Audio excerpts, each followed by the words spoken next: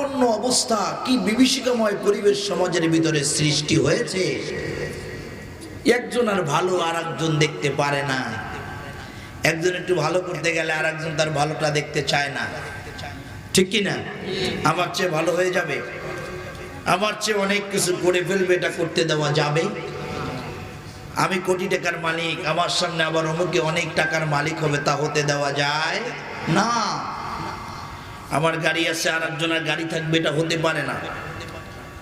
আমার যে পরিমাণ সম্পদ আছে এই পরিমাণ সম্পদের মালিক কেউ হবে না, এমন একটা চিন্তা মানুষের ভিতর চলে আসছে, ঠিক কিনা? শান্তি, সম্প্রীতি, ভালোবাসা বলতে কিছুই সমাজে এখন আর নাই। একদিকে মারা যায়, আর একদিকে মানুষ বড় বড় বক্স বাজিয়ে, গান বাজিয়ে তাদের নিজেদের প্রতিনিয়ত যে নিত্য অনুষ্ঠান আছে এগুলি চলমান রাখে।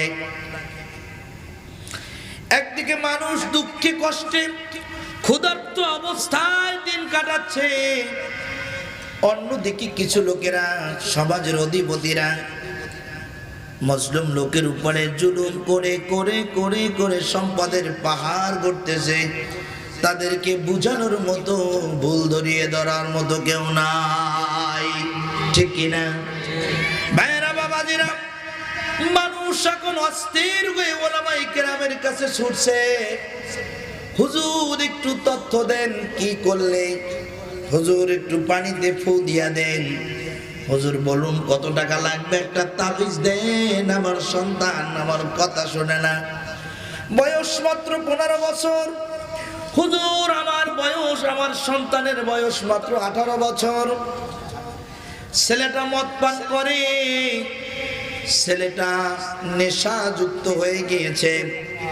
হুজুর মেয়েটার বয়স মাত্র 15 বছর পার হলো, সম্পর্কের অভাব নাই, একাধিক ছেলের সাথে সম্পর্ক করে।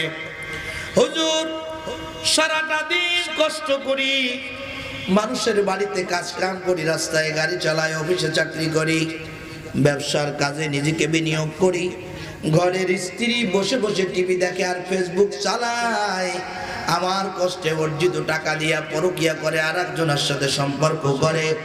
হুজুর এই ধরনের বিপদ আপদ থেকে বাঁচার উপায় কি হুজুর বলে দেন?